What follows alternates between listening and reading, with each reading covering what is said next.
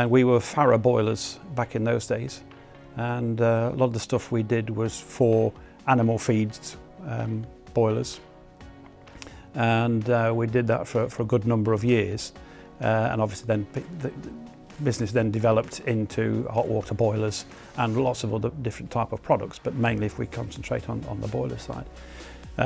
So we got into hot water boilers and clarifiers, hot water clarifiers. And then in the 1960s, Hoval came across from Switzerland, from Liechtenstein in actual fact. And we started working with them, and eventually they bought us. And obviously brought a considerable amount of expertise and Swiss engineering techniques, and the Swiss are very much in tune with, or have been for many years, environmental issues. I think people will recognise that for what they do over there, and managed to bring in, bring us a little bit more into the more modern age. We were still doing a lot of stuff by hand, and we still do that in the UK now, obviously a lot more modern stuff. But we've still been able to maintain the hands-on facility to design and build boilers here, either as standard designs or indeed one-offs. So we're having that facility and the Swiss expertise and engineering skills to call on as and when we need them has been brilliant.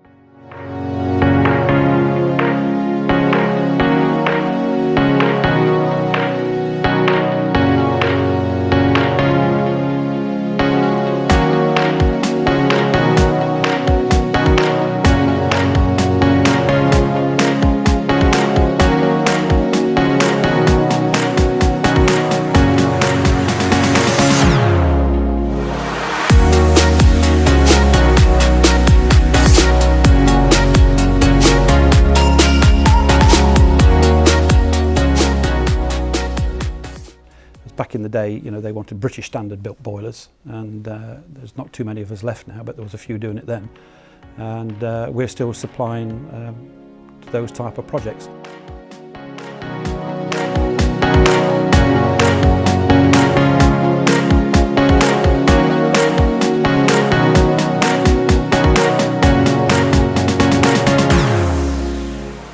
We've always had albeit a small apprentice scheme running here, and we've got a young guy going through at the moment, and we're looking for another.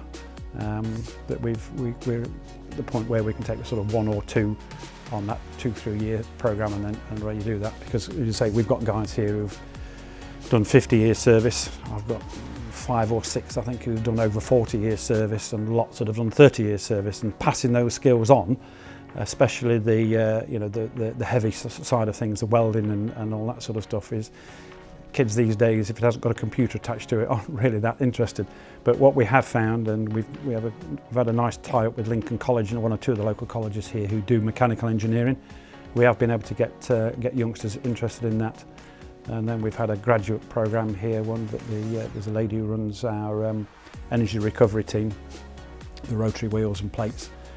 She came directly from Nottingham University to us, so we've taken it at that level as well, and she's been a tremendous asset to us. So we have got quite a lot more youngsters coming through as certain members of us get a little bit closer to retirement, but we are making sure that we have got a good succession plan, and we've been really lucky that the team that we've got are super.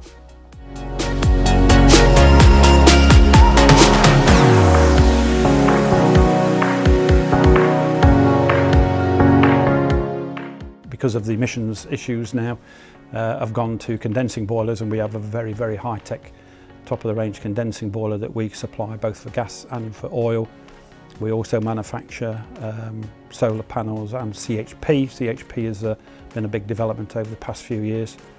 But the way that the industry is going now is that we're being driven down the route of looking at heat pumps. Heat pumps at the moment is very much on topic. It comes with its own restrictions that I think some people perhaps aren't readily taking on board, because of the sheer size of these things. They are enormous compared with a boiler for the amount of output you get. So there's restrictions on that. So very much heat pumps. And from boilers, we've gone, as I say, from coal to gas, oil back to gas, and now it looks like it's going to be hydrogen fired boilers, albeit in a blend, possibly up to about 20% on the big boiler stuff, which is what we do. That seems to be the coming technology. It might take 5 or 10 years to get here fully, and I appreciate that, you know, lots of politicians and the environmental lobby want us to do that quicker, but you know, the development and the laws of physics need to be taken into account when we're doing these things, and we are working on those, and we have boilers that are hydrogen ready, but the rest of the technology and the rest of the industry need to sort of get to that point where we can blend it all together in a system.